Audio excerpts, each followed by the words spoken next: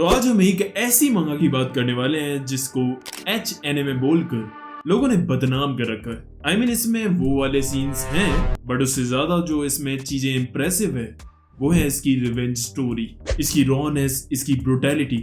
That I like the most. पर पता नहीं लोगों ने इसे एच बोलकर बर्बाद कर रखा है और बस यही बदनामी से इसे बचाने के लिए मैं इस मांगा को तुम सबके सामने कवर करने वाला हूँ ताकि तुम्हें और बाकी सबको पता चले कि इसमें उन चीजों से भी ज्यादा बढ़कर कुछ और चीजें भी हैं। एंड ये मांगा काफी बड़ी है तो इसके लगभग 2 या 3 पार्ट्स तो बनेंगे ही। और हाँ, मैंने नया डिस्कॉर्ड खोला है तो उसे भी जाकर ज्वाइन करो, लिंक कमेंट में पिन है। और मैं जल्दी जल्दी पार्ट डालूंगा तो प्लीज अच्छे से सपोर्ट करना क्योंकि मैं नहीं चाहता यार इस मांगा को मैं ड्रॉप करूं। ठीक है, तो चलो स्टार्ट करते हैं। यारे रीडो ऑफ हीलर पार्ट 1। तो गाने की शुरुआत हो तो यार हम देखते हैं कि एक बड़ा सा मॉन्स्टर आ रखा था जिसे 4 हीरोज लड़ रहे थे। Freya the magic hero, blade the sword hero and bullet the gun hero and yes last the healing hero केयरू। अब क्या था कि जिस मॉन्स्टर से ये फाइट कर रहे थे वो एक्चुअली में था डीमन किंग। अब ये सब उस पर हमला करते हैं लेकिन वो उन्हें पेल देता एंड देन इन्हें बुरी तरह घायल कर देता है। एंड देन फिर जो घायल फ्रेया थी वो केयरू से हेल्प मांगती है और कहती है साले वहां खड़ा खड़ा क्या कर रहा है, हील कर मेरे को, जल्दी जल्दी कर, ये ना तेरे को। और फिर हमें दिखाया जाता है इन्होंने हीलिंग हीरो केयरू पर कितने ज्यादा जुर्म करे हैं।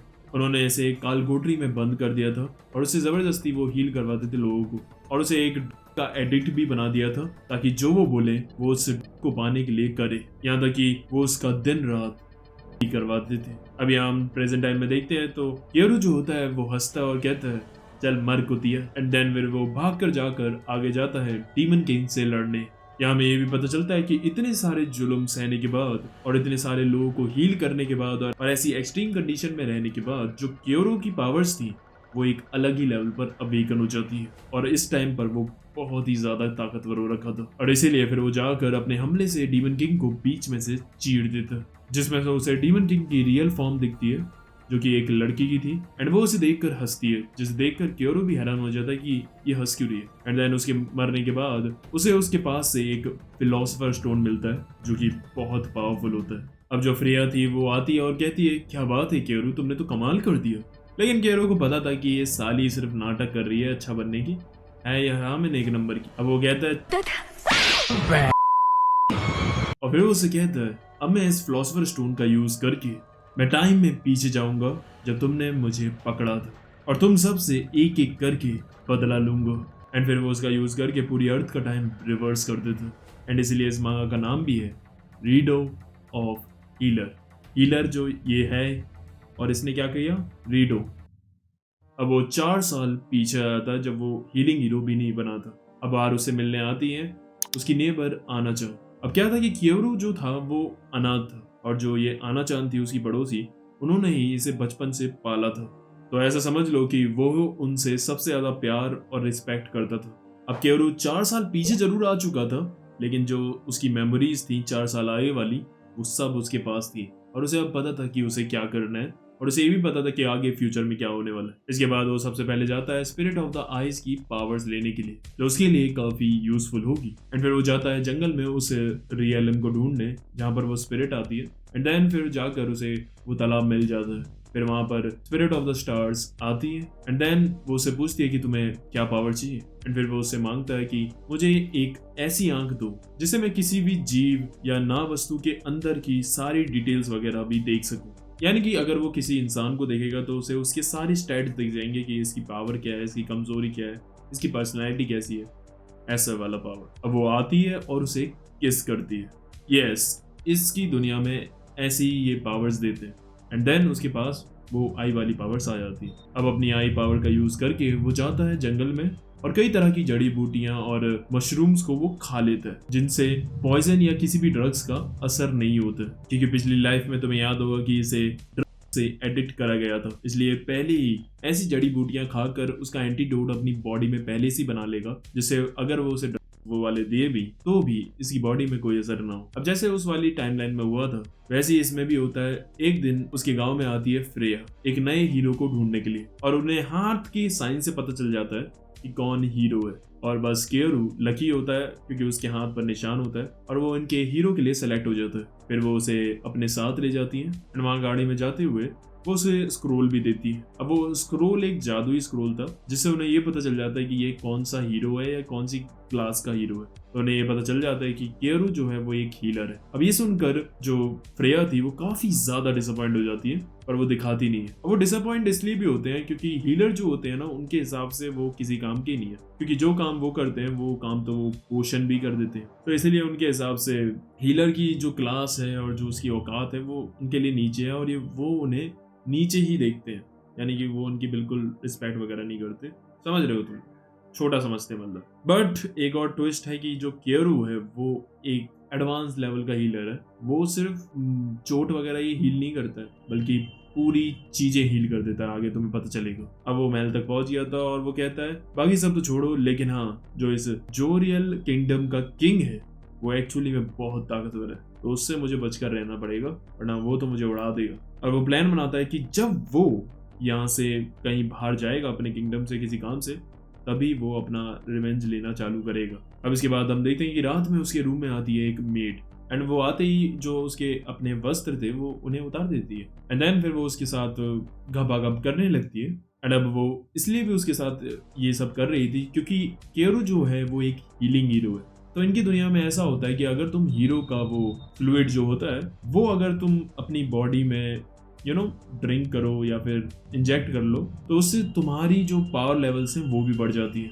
अब इसलिए वो उसके साथ घपाघप करती है। बट केयरू जो था वो भी काफ़ी स्मार्ट था क्योंकि उसकी पावर्स अवेकन हो रखी थी, तो वो दूसरों की पावर्स और एक्सपीरियंस स्टील भी कर सकता था। और ऐसे ही वो करता है, वो उसके हाथ लगाकर उसका एक्सपीरियंस स्टील कर लेता है। घपाघप का जो उसका एक्सपीरियंस है उसे स्टील कर लेता है। यानी कि अब वो फैक्ट्स में एक्सपर्ट हो गया था जैसे ये मेड थी।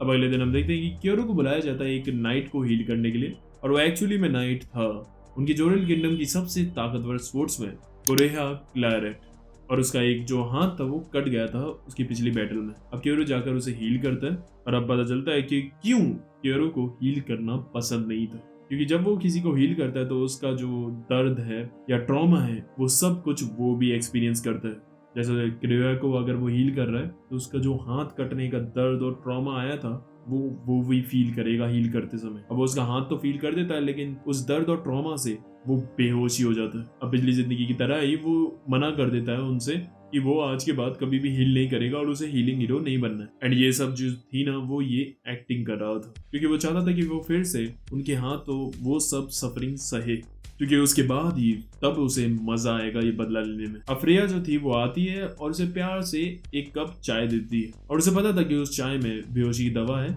एंड वो उसे पी लेता है। जब उसे होश आता है तो वो एक कालकोठरी में था जहाँ पर जोरियल किंगडम के इंपीरियल नाइट्स का कैप्टन था और वो उसे कस कस के घूसड़ मार रहा था और कहता है तुझे प्रिंसेस फ्लेयर की बात मान लेनी चाहिए थी। और फिर वहां पर आता है एक बूढ़ा और आकर जो था वो उसे पिला देता है, जिसके बाद से ही वो उसका एडिक्ट हो जाता है। और फिर हमें दिखाया जाता है कि 1 महीने बाद वो पागल हो गया था।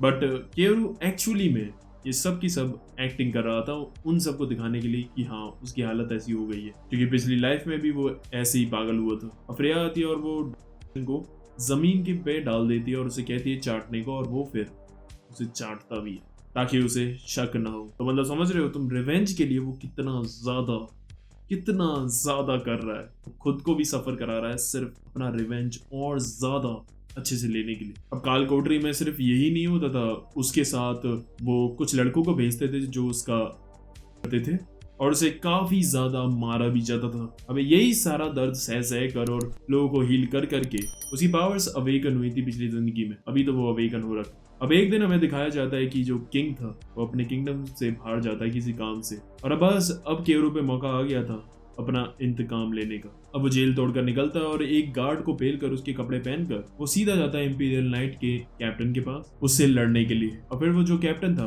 वो उस पर हमला करने के लिए आता है और यहीं से सीन कट हो जाता है। फिर हमें दिखाया जाता है कि जो वो कैप्टन है वो काफी ताकतवर था और उसने केयरू को पेल दिया था और फिर वो उसे प्रिंसेस फ्लेयर के सामने लेकर आता है। वो काफी खुश होती है और कहती है इसे दोबारा कालकोठरी में डाल दो।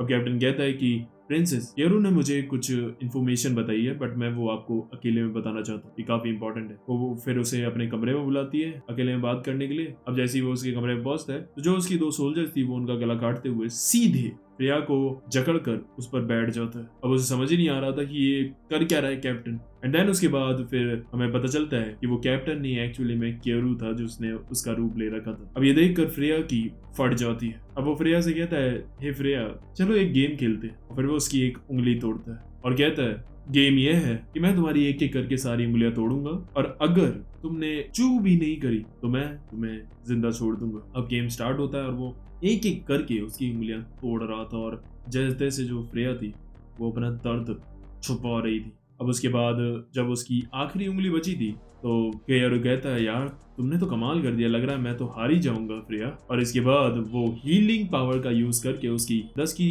10 उंगलियां फिर से ठीक कर देता और कहता है, चलो अब दोबारा से स्टार्ट करते हैं। अब ये देखकर फ्रेया की फट जाती, वो कहती है ये तो चीटिंग है। एंड देन फिर वो उसकी उंगली तोड़ता है और इस बार वो चीख देती है, बोलता है, ओहो तुम तो गेम हार गई। अब वो उसके पूरे जो वस्त्र थे उन्हें चीर फाड़ करके हटा देता।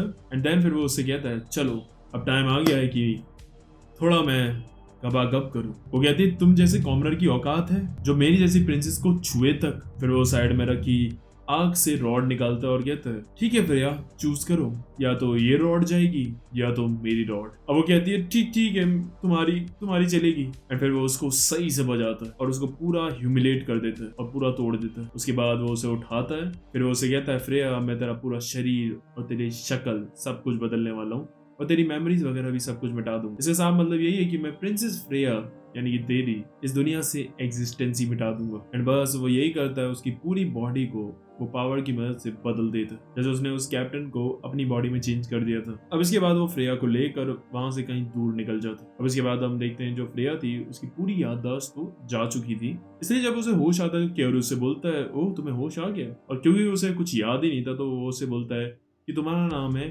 Freya, so it's like FREIA। वो थी फ्रेया FREYA, तो इसमें I और Y का फर्क है। और फिर वो उसे बोलता है कि तुम मेरी फॉलोअर हो और मेरी लवर भी, जो भी मैं तुमसे बोलता हूँ तुम वो करती हो।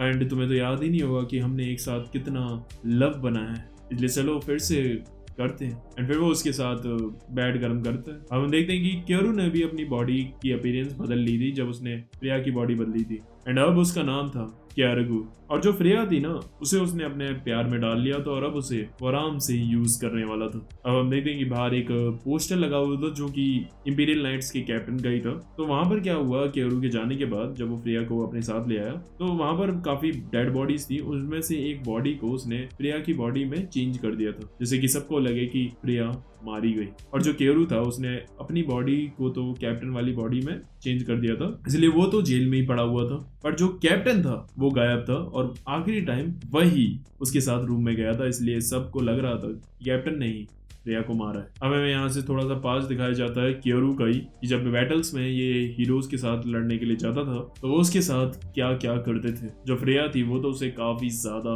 ह्यूमिलेट करती थी और रात में उसे अपने टेंट में बुलाकर जो वो होता था वो उसे अपनी बिल्ली में डाल देती थी। एंड देन उसके बाद वो उसे वहां से उसे कहती थी कि अब तू चाट। एंड देन जब वो खुद प्लेजर एक्सपीरियंस कर लेती थी तो उसके बाद जो वो केरू को बुरी तरह मारती थी और जो उसका डार्क नाइट था उस पे भी लाती बजाती थी। अब इसके बाद जो ब्लेड था वो भी अपना गुस्सा निकालने के लिए उसे मारता था। और जो तीसरा था बुलेट, वो एक्चुअली मैं केरू से प्यार करता था क्योंकि ही इज नॉट स्ट्रेट, तो यस वो वैसे वाला सच वाला मतलब वैसे वाला प्यार करता था, but he is a psycho. तो वो साला उसे बुरी तरह मारता भी था एंड देन फिर उसके बाद उसके साथ वो गप भी करता था। सो यस उसकी लाइफ पूरी हेल हो रखी थी। और तभी हम देखते हैं कि केरू इस बुरे सपने से बाहर आता है और अब वो सोच रहा था कि उसे उन दोनों से भी अब बदला लेना। अब इसके बाद हम देखते हैं कि केरू फ्रेया के साथ निकलता है दूसरे शहर की तरफ जिसका नाम था रेनालीटा, जहाँ पर एक बीमारी फैल रखी थी जो कि वहाँ की नदी के पानी से फैली हुई थी और वो बीमारी कोई भी ठीक नहीं कर पा रहा था। तो इसका फायदा अब केरू उठाता है, वो जाता है जंगलों में और उस बीमारी से रिलेटेड उसे जो भी जड़ी बूटियां मिलती थी वो उन्हें ले आता है घर पर। अब वो क्या करता है कि वो नदी का पानी जो होता है वो उसे पी लेता है एंड उसके बाद जो भी वो जड़ी बूटियां और मशरूम्स लाया था वो उन्हें खा लेता है ताकि वो उस पॉइजन को कैंसिल करे एंड उसकी बॉडी के अंदर ही वो एक एंटीडोट बनाए। और अब वो हील बिलिंग पावर से अपनी बॉडी के अंदर ही वो एंटीडोट बनाता है उस बीमारी का। एंड अब वो ऐसी एंटीडोट बनाकर अब वो सोचता है इसे किसी मर्चेंट को बेचने का, और उसे पता था कि उसे इसके अच्छे दाम मिलेंगे। अब वो जाता है एक स्लम में किसी मर्चेंट को ढूंढने के लिए।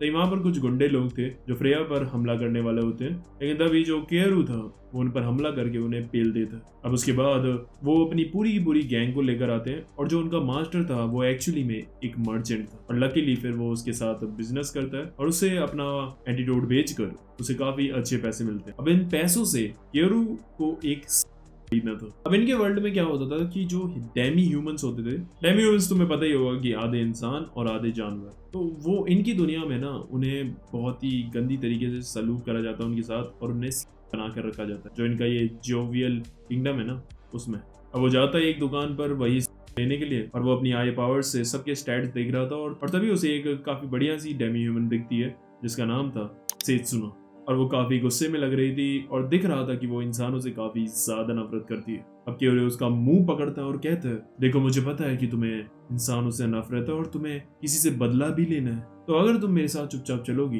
तो मैं तुम्हारे बदला लेने में मदद करूंगा। अब इसके बाद वो उसे खरीद लेता है, और जब वो उसे घर ले जाता है तो वो इतना ज्यादा इंजर्ड हो रखी थी कि वो बेहोश ही हो जाती है।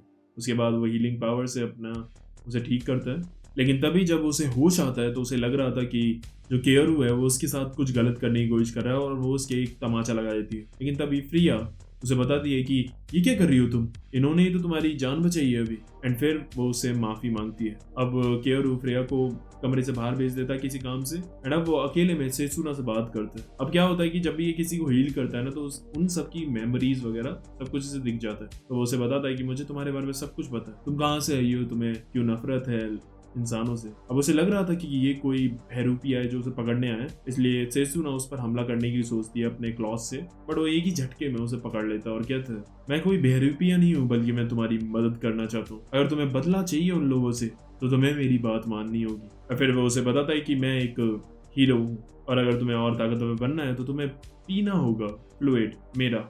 एंड देन फिर वो दोनों करते हैं। पहले वो उसे माउथ से ड्रिंक करवा देता है, एंड देन उसके बाद वो फिर उसे बॉडी के अंदर इंजेक्ट करता है, मतलब कि घपाघप। एंड करने के बाद वो सच में पावरफुल हो जाती है। अब अगले दिन ही वो जाते हैं सेत्सुना के विलेज, जहां पर उन नाइट्स ने सेत्सुना के गांव के लोगों को बंदी बना रखा था। अब ये देखकर वो काफी ज्यादा गुस्से में आ जाती है, लेकिन केयरू उसे बोलता है, रुको, थोड़ा शांत रहो, जब मैं बुलाऊंगा तब आना। अब पहले केयरू खुद जाता है और जाकर उनकी खोपड़ियां उड़ा देता है। एंड उसने जो टेक्निक यूज करी थी वो क्लायरेट स्पोर्ट्समैन स्टाइल था, क्योंकि उसने याद हो तो क्रेहा क्लायरेट को हील करा था, एंड इसीलिए वो उसके स्टाइल को सीख जाता है और उसी के स्टाइल से उन्हें मार देता है। अब दूसरी तरफ से वो लोग उस पर बॉम्ब फेंकते हैं, लेकिन वो आराम से उससे बच जाता है। एंड देन जो फिर फ्रेया होती है वो फिर अपनी मैजिकल पावर यूज करके उन्हें एक मैजिक बॉल से उड़ा देती है। एंड देन फिर जो बचे हुए सोल्जर्स थे उसके लिए वो बुलाता है फिर सेत्सुना को। सेत्सुना आकर उन्हें बुरी तरह अपने पंजों से चीर देती है, एंड उसका बदला पूरा हो जाता है। अब इसके बाद हम देखते हैं जो फ्रेया थी वो आराम से रात में सो रही थी, और जो केयरू था वो बाहर जंगल में सेत्सुना को शॉट्स दे रहा था बैक पर। अब उसके बाद सेत्सुना उसका शुक्रिया अदा करती है क्योंकि उसने उसे रिवेंज लेने में मदद की, एंड अब वो उसकी हमेशा के लिए लॉयल हो जाती है, और बस यही तो चाहिए था उसे। अब तभी वो नदी के किनारे देखता है तो वहां उसे एक चेन दिखती है जिसे वो खींचता है, तो एक्चुअली में उस चेन से एक मॉन्स्टर की मरी हुई बॉडी बंधी हुई थी, और वो कहता है शायद तुम्हारी ट्राइब के लोगों ने इन ह्यूमन से बदला लेने के लिए ऐसा किया था, और शायद इसी की वजह से इस नदी में ये बीमारी फैल रही थी। अब जो सेत्सुना थी वो उसे कहती है कि आप इस नदी को सही कर दीजिए, मुझे पता है कि इंसानों ने हमारे साथ काफी बुरा करा और उन्हें यही डिजर्व करते हैं वो, बट इनमें से कुछ मासूम लोग भी हैं जिन्होंने कुछ नहीं करा, बट फिर भी उन्हें इस बीमारी का सामना करना पड़ रहा है। अब इसके बाद जो केयरू था वो उसके कहने पर उसे हील कर देता है। अब हमें दूसरी तरफ किंगडम में दिखाया जाता है जो वहाँ का बूढ़ा वो ज्ञानी था, वो जेल में स्क्रोल से जाता है और चेक करता है केयरू की बॉडी, और फिर उसे पता चलता है कि एक्चुअली में ये केयरू द हीलिंग हीरो नहीं है, और उसे पता चल जाता है कि एक्चुअली में ये कैप्टन है और हीलिंग हीरो ने इसे ऐसा बना दिया था। अब उसे बाहर निकाला जाता है कॉल कोठरी से, एंड उसके बाद जो किंग था जब उसे इसका पता चलता है तो वो कैप्टन को काफी सुनाता है और कहता है तुम्हारी वजह से ही मेरी बेटी मारी गई, अब मैं तुम्हें आखिरी चांस दे रहा हूँ उसे पकड़ने का। का, और अब वो जाता है उसे पकड़ने के लिए। अब कैप्टन को इतनी ज्यादा नफरत हो रही थी उसके चेहरे से, और क्योंकि वो उसी के लुक्स पे था तो वो एक मशाल लेता है और अपनी एक साइड का मुंह जला लेता है। फिर उस पर पट्टी करते हुए वो निकलता है उसे मारने के लिए, और वो सबसे पहले जाता है केरू के विलेज जहाँ से वो आया था। अभी दूसरी तरफ हमें दिखाया जाता है कि केरू आराम से सिटी में घूम रहा था, और तभी वहां पर वो मर्चेंट दोबारा आता है और उसे घेर कर उसे पकड़ने की कोशिश करता है, और उससे कहता है जो तुमने मेरे को पोशन दिया उससे मुझे काफी प्रॉफिट हुआ, इसलिए अब तुम हमेशा मेरे लिए वो पोशन बनाओगे। बट केरू उन पर हमला करके उसे डरा कर भगा देता है वहां से। अब इसके बाद ही वहां पर आती है कुरेहा क्लैरेट, जो कि जैसा मैंने तुम्हें बताया कि वो जोरियल किंगडम की सबसे पावरफुल स्पोर्ट्समैन है। वो कहती है मैंने सुना कि हमारे किंगडम के लोगों पर किसी ने हमला किया था और वो क्लैरेट के ही स्टाइल से हमला कर रहा था, मुझे लगता है तुम वही हो। अब वो उसे लड़ती है और वो उस पर काफी भारी पड़ रही थी, लेकिन जैसे तैसे वो उसे डॉज कर रहा था, लेकिन वो इतनी ज्यादा तेज थी कि वो उसे देख भी नहीं पा रहा था। बस केरू पे एक ही एडवांटेज था कि उस पर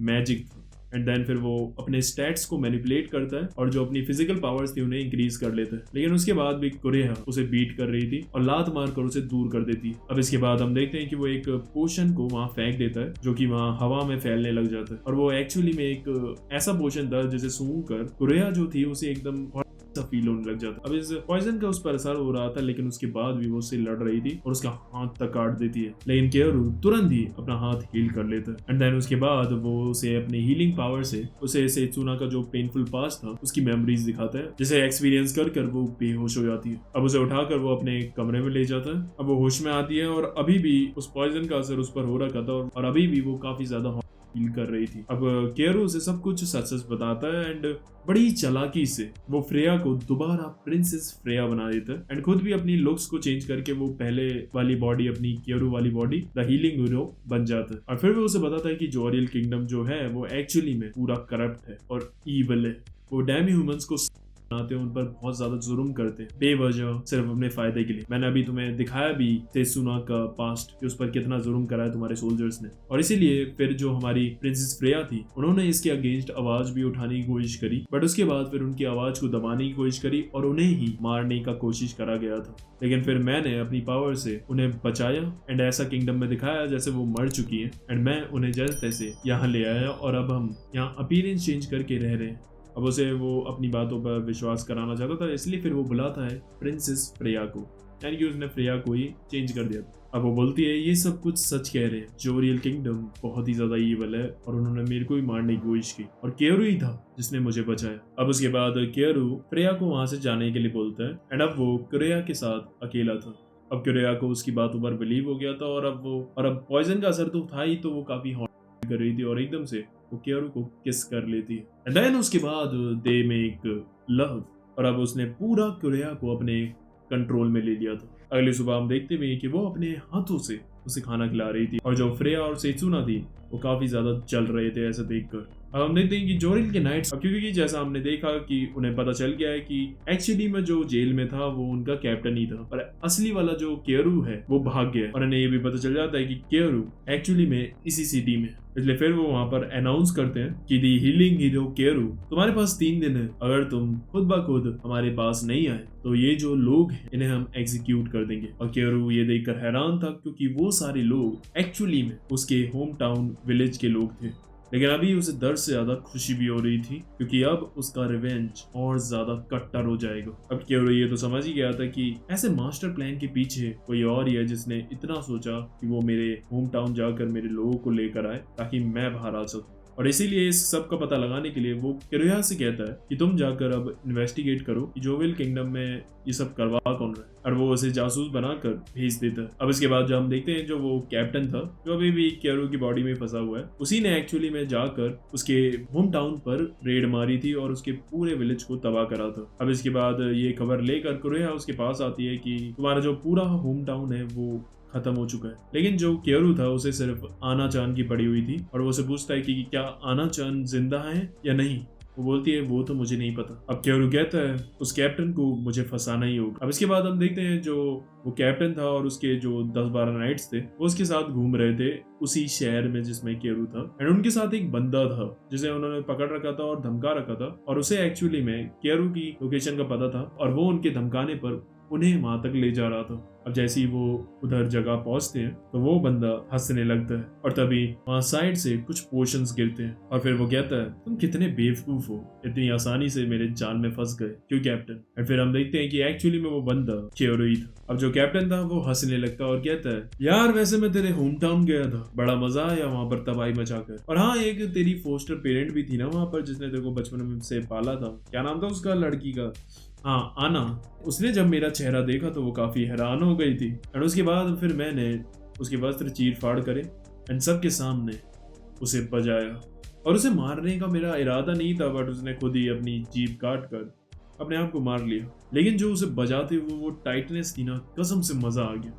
अब ये सुनने के बाद क्योरो को काफी ज्यादा गुस्सा आ जाता है क्योंकि वो एक ही पर्सन थी जिनकी वो केयर करता था और अब उनके जाने के बाद जो उसके अंदर थोड़ी बहुत ह्यूमैनिटी थी वो भी खत्म हो गई थी और उसने जो वहां पर पोशन फैलाया था उसकी वजह से जो वो कैप्टन था वो बेहोश हो जाता है। अब क्योरो यही सोच रहा था कि इस साले को तो मैं आराम से तो नहीं मारूंगा, इसका तो बहुत बुरा हाल करूंगा। लेकिन हाँ, आना की खबर सुनने के बाद क्योरो रोता है और चिल्लाता है। अब इसके बाद हम देखते हैं कि जब कैप्टन को होश आता है तो वो देखता है तो क्योरो ने उसे एक लड़की बना दिया था एंड फिर जो उसके मुस्टंडेज जैसे नाइट्स थे उन्हें वो ऐसा पोशन लगा देता है जिससे वो से भर जाते हैं एंड अब वो एकदम पागल कुत्तों की तरह उस पर चढ़ जाते हैं एंड उसके साथ बुरी तरह उसका शोषण कर देते हैं। क्योरो कहता है जैसा आना चान को फील हुआ था मैं तुझे उससे 100 गुना बुरा फील कराऊंगा। एंड देन फिर वो उस जगह में आग लगाकर वहां से चला जाता है और वो सब के सब वहां खत्म हो जाता। अब दूसरी तरफ हमें दिखाया जाता है कि असल में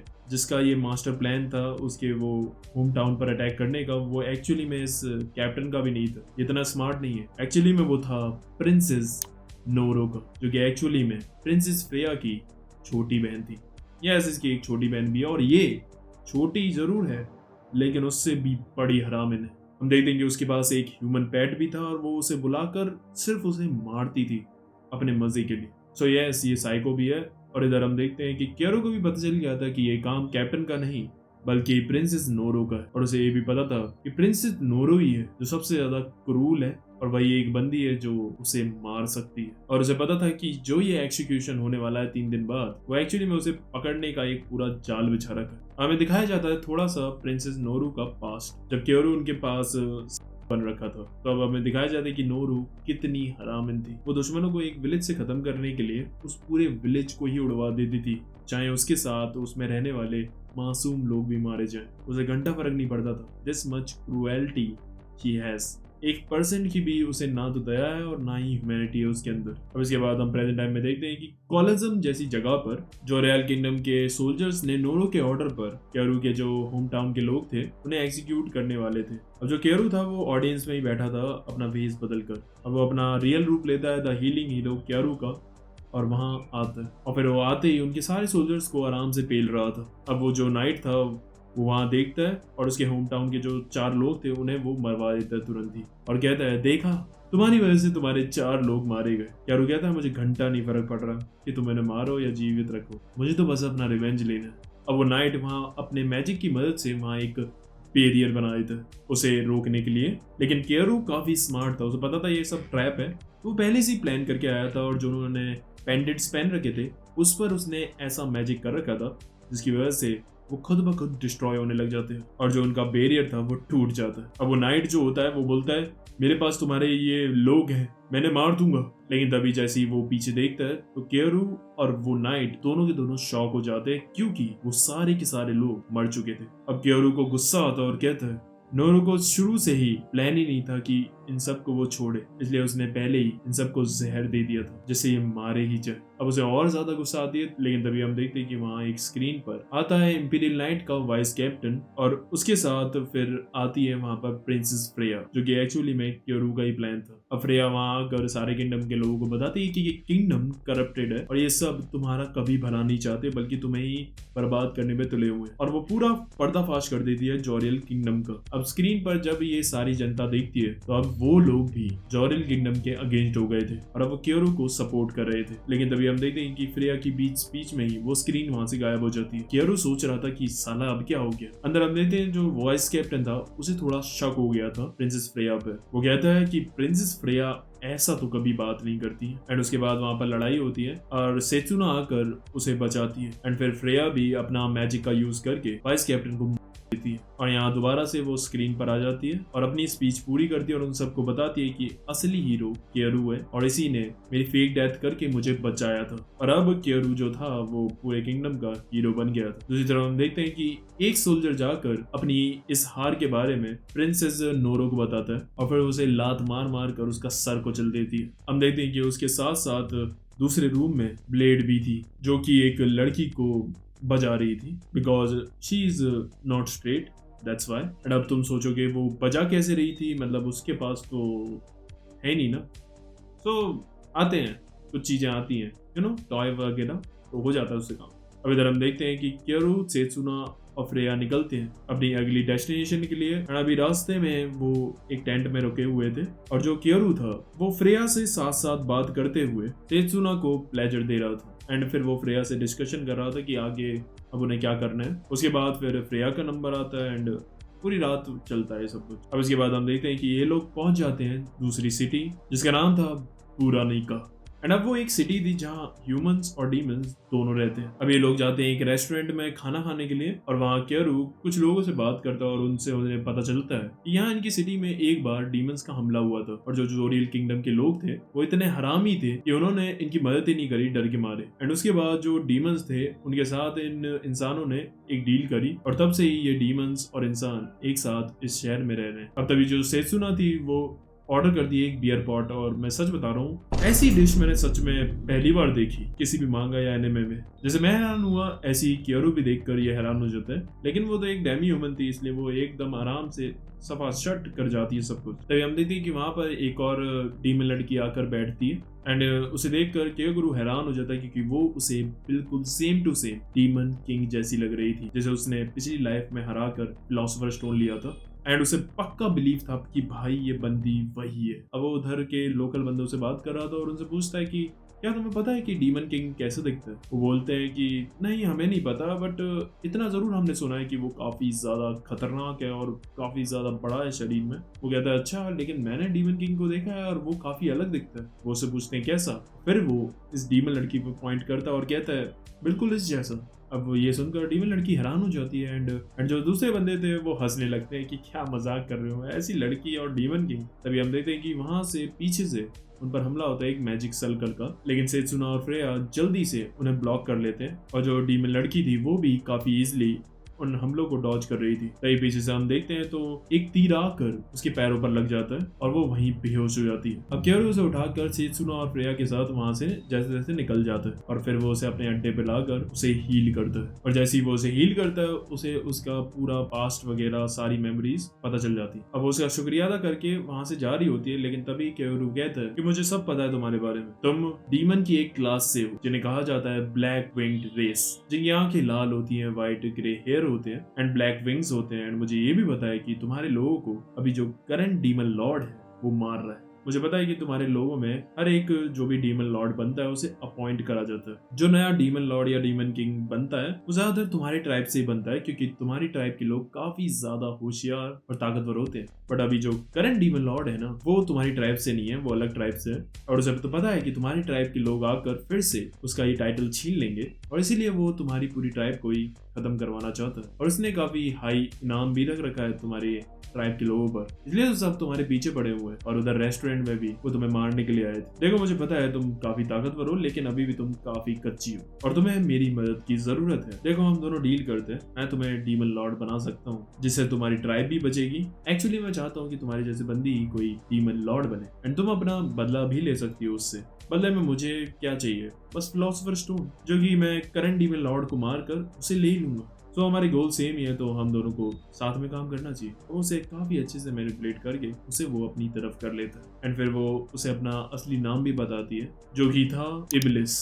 अब अगले दिन हम देखते हैं कि केयरू हार जाता है वेश बदल कर और इन्फॉर्मेशन निकालने के लिए डीमन लॉर्ड की। एंड अभी उसका एनकाउंटर होता है एक और डीमन लड़की से जो एक्चुअली में इब्लिस की ही एक साथी थी और वो पूछ रही थी इब्लिस के बारे में। बट केयरू उसे बेहोश करके आराम से उसे अपने साथ ले आता है और क्योंकि वो नहीं चाहता था कि वो उसके प्लान के बीच में आए तो उसकी सारी मेमोरीज जो थी उन्हें मिटा देता है। अब इसके बाद हम देखते हैं कि इन्हें डीमन लॉर्ड के सोल्जर्स का ठिकाना मिलता है और फिर वो वहां जाते हैं उन पर हमला करने के लिए एंड उनसे जितनी इन्फॉर्मेशन ये निकलवा सकते थे निकलवाते हैं एंड उन सबको वो कुत्तों की तरह मार देते हैं। अब अगले दिन हम देखते हैं तो शहर में एंट्री होती है प्रिंसेस नॉर्न की और उसके साथ साथ sword hero blade and Hawkeye की भी।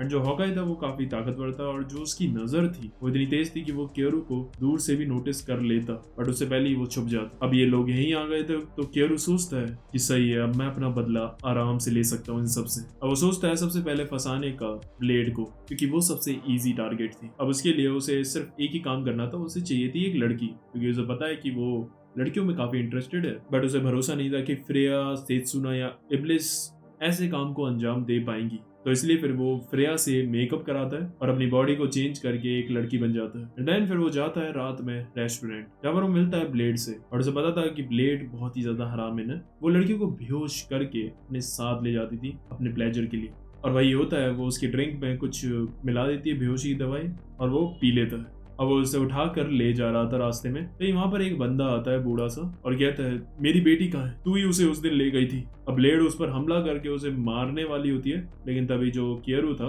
होश में आकर उसे बचा लेता जैसे तैसे और उसके बाद वो फिर ब्लेड से लड़ता है और तभी वहां पर हमें ब्लेड की असली ताकत भी दिखती है। तभी हम देखते हैं कि केरू की बॉडी में जो पॉइजन था वो असर करने लग जाता है और वो बेहोश हो जाता है और जब उसकी आंख खुलती है तो वो एक्चुअली में ब्लेड के अड्डे पे था और वो उसने भी अपने कपड़े वपड़े चेंज कर लिए थे, पूरा वो BDSM मोड में आ गई थी। एंड अब वो धीमे धीमे उसके ऊपर चढ़ती है, उसे किस करती है और अब जैसे ही वो उसकी बिल्ली पर हाथ मारने जाती है तो उसे वहां पर शॉक लगता है क्योंकि वहां बिल्ली नहीं बल्कि डार्क नाइट था। एंड फिर वो हट जाती है तुरंत ही और उल्टी करने लगती है क्योंकि उसे लड़के बिल्कुल भी पसंद नहीं है और उसने उस पर हाथ लगा दिया था। एंड फिर केरू हंस रहा था एंड देन उसके बाद वो 1 सेकंड में अपने आप को छुड़वा लेता है एंड उसे बेहोश कर देता है। अब जब ब्लेड को होश आता है तो वो देखती है तो उसके जो पैर थे वो पैरालाइज हो रखे थे और वो चल नहीं पा रही थी। फिर वो अपना असली रूप दिखाता है और केरू को देखकर वो हैरान हो जाती है और फिर वो उसे कहता है कि चलो एक गेम खेलते हैं ब्लेड, अगर तुम जीती तो मैं तुम्हें जिंदा छोड़ दूंगा। एंड अब 3 मुस्टंडे लड़के वहां पर आते हैं जिनको उसने ऐसा पॉइजन दे दिया था जो बिल्कुल ही से भर रखे थे और एकदम ज़ॉम्बी जैसे लग रहे थे। वो कहता सिंपल है, तुम्हें इन 3 लड़कों को सुबह तक सेटिस्फाई करना है, अगर तुमने ऐसा कर लिया तो मैं तुम्हें जिंदा छोड़ दूंगा। और हाँ, एक और बात, ये कोई सिंपल लड़के नहीं है बल्कि ज़ॉम्बी टाइप है, तो अगर तुम इन्हें सेटिस्फाई करने में नाकामयाब रही तो ये तुम्हें खा जाएंगे।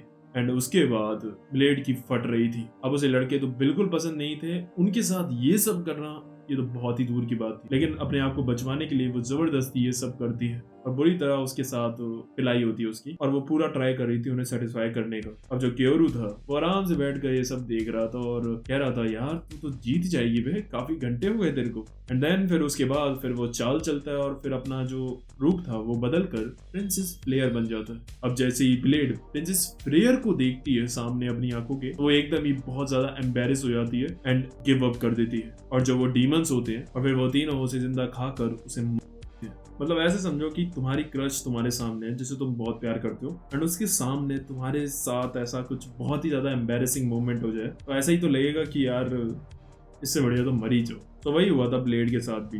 एक्चुअली में प्रिंसेस फ्लेयर जो थी वो उसकी आप बहुत ही बड़ा प्यार थी और जब उसने देखा कि प्रिंसेस फ्लेयर ने उसे ऐसे देख लिया तो वो बिल्कुल ही खत्म हो गई और उसने गिव अप कर दिया। और केरू के ये बात पता थी इसलिए उसने अपना रूप चेंज किया। बड़ा आरामी है भाई ये भी। और इसी के साथ ब्लेड के साथ केरू का बदला पूरा हो जाता है और अब बारी थी प्रिंसेस नोरू की और इसे तो वो और भी ज्यादा बुरी मौत देने वाला था। और बस इसी के साथ ये मांगा अभी यही खत्म होती है। तो कैसी लगी ये मांगा? अगर अच्छी लगी है तो कमेंट करो इसके दूसरे पार्ट के लिए। जितने ज्यादा जल्दी कमेंट करोगे उतनी जल्दी दूसरा पार्ट आएगा। बाकी हाँ, मैंने एक नया डिस्कॉर्ड खोला है तो उसे जाकर ज्वाइन करो। और हाँ, ये वीडियो तो यहीं खत्म होती है, लेकिन और ऐसी मांगास को देखने के लिए तुम ये दोनों चेकआउट कर सकते हो। जाकर देखो, मजा आ जाएगा। आज के लिए बस कर दें, आरिगातो।